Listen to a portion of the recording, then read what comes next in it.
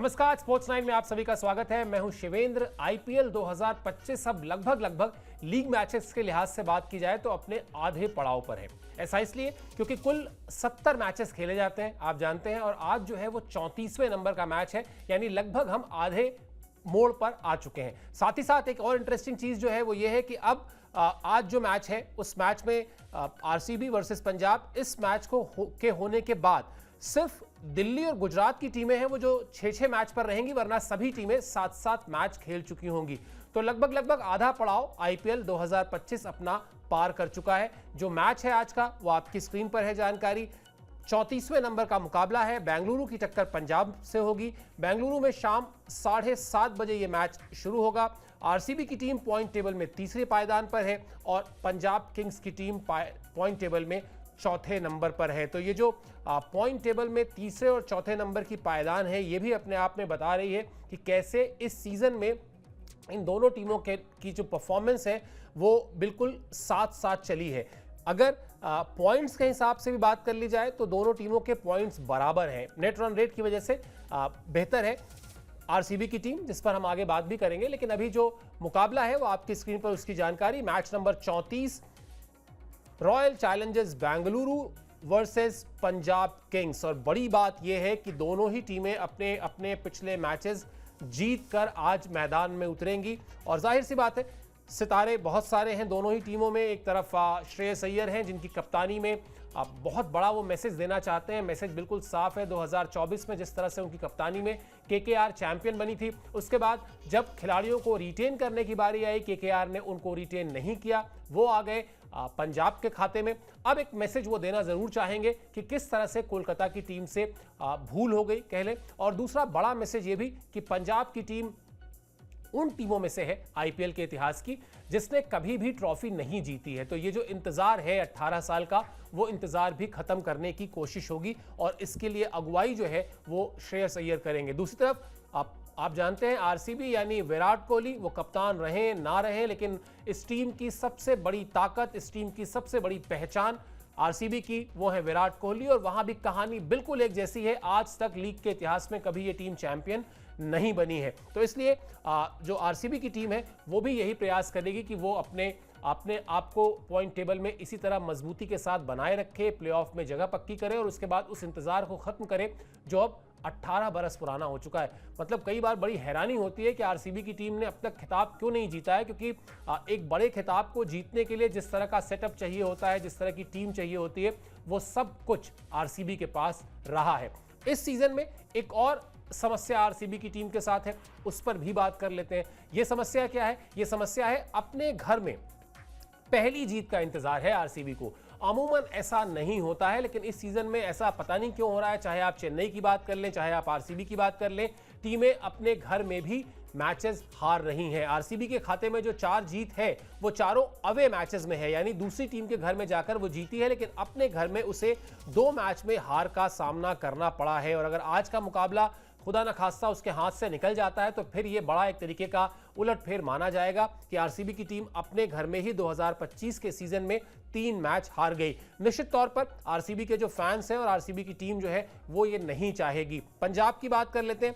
पंजाब की टीम ने भी 6 मैच खेले हैं, उसमें 4 जीत है और 2 हार उसके खाते में भी है। यही बात अभी थोड़ी देर पहले भी हम कर रहे थे कि किस तरह से बेंगलुरु और पंजाब दोनों ही टीमों के खाते में 4-4 जीत है, यानी पॉइंट टेबल में 8-8 पॉइंट है। लेकिन फिर वही नेट रन रेट जो जब शुरू होता है आईपीएल, आपने अगर हमारे शोज आप देखते हो तो मैं शुरू से यही कहना शुरू करता हूं कि भैया शुरुआत के जो 5-6 मैचेस हैं ना, यहां पर आप अपने पॉइंट्स जो है इतने बेहतर कर लें कि नेट रन रेट के फेर में उलझे ही ना, वरना क्या होता है, वही 6 पॉइंट लेकर एक टीम 7वें नंबर पर है और वही 6 पॉइंट लेकर एक टीम 9वें नंबर पर है। सेम स्टोरी यहां पर भी है।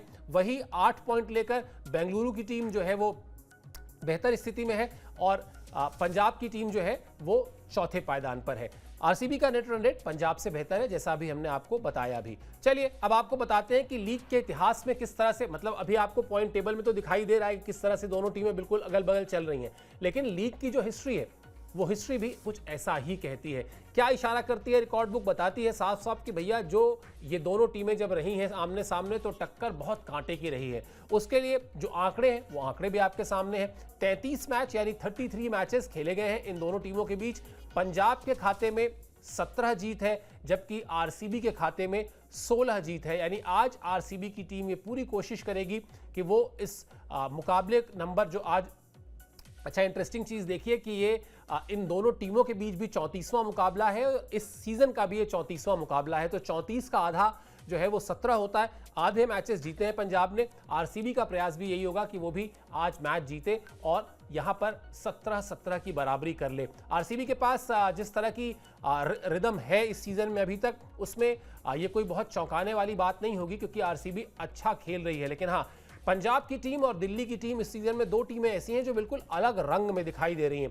अच्छा गुजरात की टीम ने भी किया है, लेकिन गुजरात की टीम फिर भी एक बार चैंपियन रह चुकी है। डीसी, पंजाब और बेंगलुरु, ये तीन टीमें हैं बड़ी टीमें जिन्होंने अभी तक खिताब नहीं जीता है और तीनों ही टीमों का जो इस सीजन में परफॉर्मेंस है वो बड़ा शानदार रहा है। अभी देखिए मैं आपसे बात कर ही रहा था और अगर आप देखेंगे जीटी जो दूसरे नंबर पर है पॉइंट टेबल में और एलएसजी जो 5वें नंबर पर है पॉइंट टेबल में, इसमें फर्क पता है क्या है? नेट रन रेट का फर्क है। बाकी दूसरे, तीसरे, चौथे, पांचवें यानी ये 4 टीमें ऐसी हैं जो 4 की 4 टीमों के खाते में पॉइंट जो है वो 8 ही हैं, लेकिन कोई टीम जो है वो नेट रन रेट के आधार पर दूसरे नंबर पर है और दूसरी टीम जो है वो 5वें नंबर पर है। इस तरह की कुछ कहानी रहती है नेट रन रेट की। तो बेहतर होता है जब आपके ऊपर बहुत ज़्यादा दबाव ना हो, तभी आप अपने आप को पॉइंट टेबल में इतना मजबूत कर लें, इतना सिक्योर कर लें कि जब बहुत टफ फाइट हो जाए, जब नेट रन रेट पे बात आ जाए, तब तक आप कंफर्टेबल हो चुके हो। और अगर आपके जहन में नॉकआउट मैचेस से पहले कुछ एक्सपेरिमेंट्स करने का विचार है, किसी खिलाड़ी को आप आजमाना चाहते हैं, किसी खिलाड़ी का आप रोल बदलना चाहते हैं,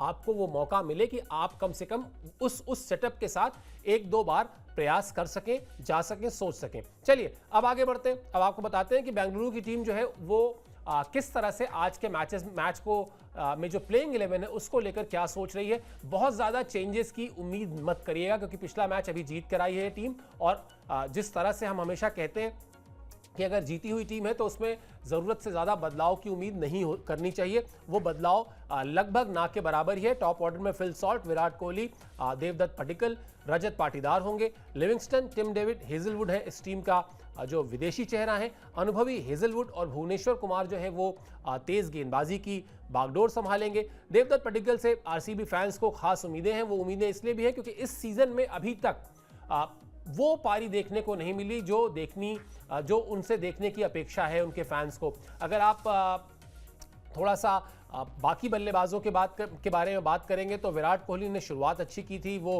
पहला ही मैच था जिसमें उन्होंने अर्धशतक लगाया था, उसके बाद वो अच्छी पारी खेल चुके हैं। उसके अलावा रजत पाटीदार अच्छी पारी खेल चुके हैं। फिल सॉल्ट एक मैच में जीत दिला चुके हैं। अब ले देकर अगर कोई, हालांकि पिछले मैच में 40 के आसपास रन बनाए थे देवदत्त पडिक्कल ने, लेकिन वो जो एक 70-80 वाला स्कोर चाहिए होता है, वो जो एक फायरी स्टार्ट चाहिए होता है, अपनी टीम को एक बड़े स्कोर तक ले जाने की जो चाहत होती है, उसमें उनका क्या योगदान रहता है ये देखना अभी बाकी है। तो इसलिए पडिक्कल पर जो है वो खासी निगाहें हैं, खासी उनसे उम्मीदें हैं। बड़े खिलाड़ी हैं, अच्छे खिलाड़ी हैं, इस लीग के फॉर्मेट को समझते हैं और सबसे बड़ी बात T20 के फॉर्मेट को समझते हैं। उनको पता है, ठीक ठाक गेम अवेयरनेस है उनके पास। हाँ, अभी तक उस तरह से क्लिक नहीं किया है उनका बल्ला, उसके लिए इंतजार है। क्या पता इस मैच में आपको वो वापस उस रंगत में आते दिखाई दें जिस रंगत के लिए हम उनको जानते हैं।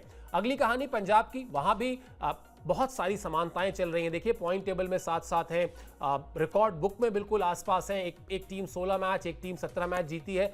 वैसे ही आज के मैच में भी प्लेइंग 11 को लेकर स्ट्रैटेजी लगभग एक जैसी ही है। वहां पर भी बदलाव की उम्मीद नहीं है बहुत ज़्यादा। प्रियांश और प्रभसिमरन जो है वो पारी की शुरुआत करेंगे। मिडिल ऑर्डर में श्रेयस अय्यर, जोश इंग्लिश और निहाल वडेरा होंगे। मैक्सवेल या स्टॉइनिश में से किसी एक को मौका मिलेगा क्योंकि विदेशी खिलाड़ी जो होते हैं वो 4 ही होते हैं, तो आप इन दोनों में से किसी एक को देखिएगा।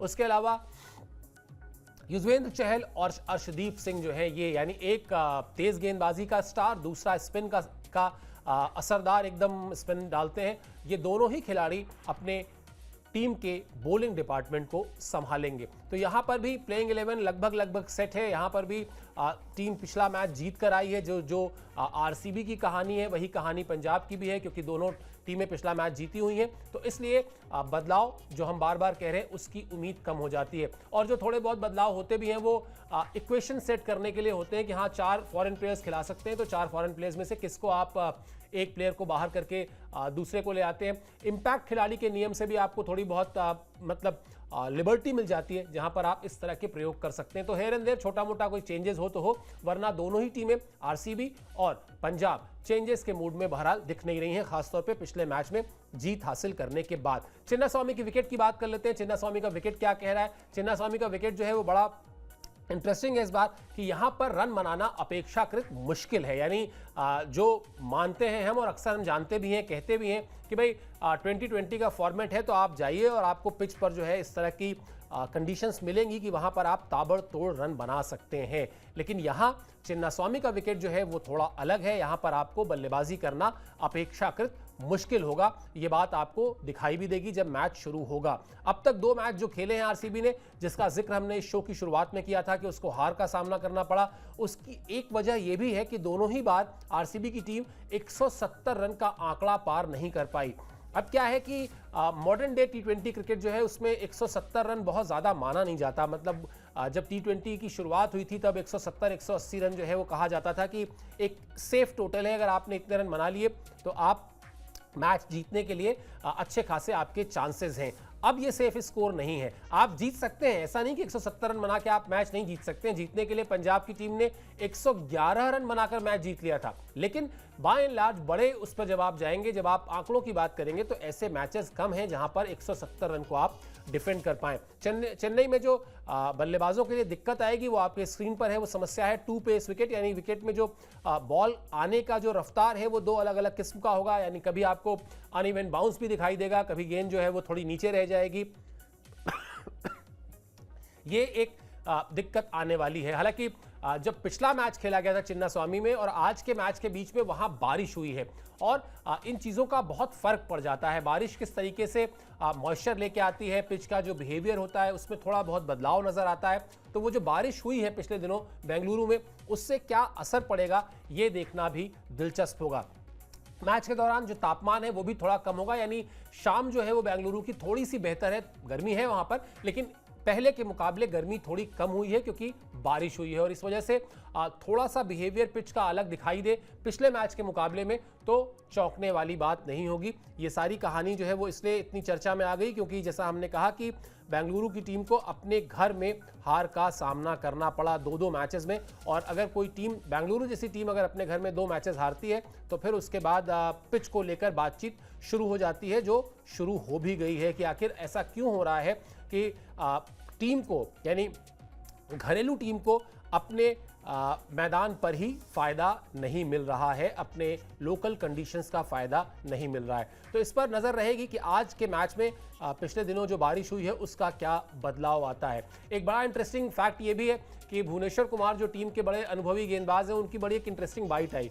उनसे पूछा गया कि आप जब अब नियम बदले हैं, अब आप सलाइवा का इस्तेमाल कर सकते हैं, यानी जो लार लगाते हैं तेज गेंदबाज बॉल की शाइन के लिए, वो इस्तेमाल कर सकते हैं। तो उनसे पूछा गया कि क्या आपने इस्तेमाल किया, तो उन्होंने कहा कि मैं तो भूल गया था। क्या है ये इंटरेस्टिंग कहानी, ये भी आपको बताते हैं। दिखाइए जरा उनकी स्टेटमेंट भुवनेश्वर कुमार की, तो ये कहानी भी साफ हो जाएगी। अभी तक गेंद पर सलाइवा का इस्तेमाल नहीं किया है। असल में मैं ये भूल गया था कि अब इसका इस्तेमाल किया जा सकता है। कल जब मैंने मिचेल स्टार्क को ऐसा करते देखा तो मुझे याद आया कि मैं भी ऐसा कर सकता हूं। मैं ये नहीं कह सकता हूं कि इससे मदद मिलेगी या नहीं, लेकिन अब ये तय है कि अगले मैच में मैं इसका इस्तेमाल करूंगा। तो ये इंटरेस्टिंग कहानी है। भूल ही गए थे बेचारे कि अब जो है वो सलाइवा यानी लार का इस्तेमाल तेज गेंदबाज कर सकते हैं। आपको याद दिला दें, पूरा प्रकरण तब शुरू हुआ था जब कोरोना वायरस ने पूरी दुनिया को अपनी चपेट में ले लिया था। उसके बाद किस तरह से नुकसान हुआ आप जानते हैं। मतलब पूरी दुनिया में जिस तरह से इस वायरस ने अपना कहर दिखाया वो हम सब ने देखा, हम सब ने झेला। उसके बाद जब क्रिकेट को रिवाइव किया गया, जब हुआ कि नहीं साहब अब दोबारा क्रिकेट खेला जाए, भले ही कंट्रोल्ड कंडीशंस में खेला जाए, नियंत्रित परिस्थितियों में खेला जाए, तो कुछ नियम बनाए गए थे। वहां पर एक नियम ये बनाया गया था कि बॉल पर सलाइवा नहीं लगाया जाएगा क्योंकि इससे जो है वायरस के ट्रांसफर होने का खतरा है। अब चूंकि बड़ी कृपा है कि अब कोरोना से राहत मिल चुकी है, तो अब इस नियम में भी छूट मिली है, तेज गेंदबाज अब इसका इस्तेमाल कर सकते हैं। अमूमन तेज गेंदबाज बॉल को एक तरफ से चमकाने के लिए, बॉल की चमक को मेंटेन रखने के लिए इस्तेमाल करते थे, हम सब ने देखा है। बीच में वो एक ऐसा समय आया जब ये नियम बदला गया था। अब नियम वापस वही है कि आप तेज गेंदबाज जो है वो सलाइवा का इस्तेमाल कर सकते हैं। कुल मिला जुला के टेंशन जो है वो पंजाब के बल्लेबाजों को लेनी होगी, क्योंकि भुवनेश्वर कुमार स्विंग गेंदबाज हैं, और अगर, हालांकि उन्होंने कहा कि अभी उनको पता नहीं कि इसका फायदा होगा या नहीं होगा, लेकिन अगर फायदा मिलता है और उनको वो स्विंग मिलता है अपने स्पेल में, तो वो एक खतरनाक गेंदबाज हो सकते हैं, क्योंकि अनुभव उनके पास इस फॉर्मेट का, इस लीग का अच्छा खासा है। बड़े ही शानदार, समझदार किस्म के और शांत स्वभाव से दिखने वाले गेंदबाज हैं। तो अब उनकी बॉलिंग जो है आज वो मैच में खास तौर पर उस पर नजर रहेगी। नजर आपको रखनी है हमारी वेबसाइट पर भी। क्यों? क्योंकि वहां पर हम पूछ रहे हैं सवाल, और हर सवाल जो बहुत ही बेसिक आसान सा सवाल है, उस सवाल का सही जवाब देने पर आपको जो 3 लकी विनर्स हैं उनको प्राइज भी मिल रहा है। आज का सवाल आपसे क्या, आपको बताते हैं कि आज का सवाल क्या है, और साथ ही साथ उसमें इस क्विज में पार्टिसिपेट करने का प्रोसेस जो है वो इस वक्त आपकी स्क्रीन पर है, मैं बता भी देता हूं। www.tv9hindi.com पर आप जाएंगे, वहां पर आपको होम पेज पर ही क्विज का एक सेक्शन दिखाई देगा, और वहां पर आपको बिल्कुल यही सवाल दिखाई देगा जो सवाल इस वक्त आपकी स्क्रीन पर है, यानी आईपीएल 2025 में केएल राहुल किस टीम का हिस्सा हैं? Punjab Kings, Lucknow super giants, Sunrisers Hyderabad या फिर दिल्ली कैपिटल्स? आसान सवाल है, एक बार ध्यान से सारे ऑप्शन देखिए, जो आपको लगता है ऑप्शन सही है उस पर आप क्लिक कीजिए, वो जवाब हम तक पहुंच जाएगा, और उसके बाद जो 3 लकी विनर्स होंगे, जो 3 लकी प्रतिभागी होंगे, उनको आकर्षक पुरस्कार भी मिलेगा। ज्यादा जानकारी के लिए आपको लॉगिन करना है www.tv9hindi.com पर।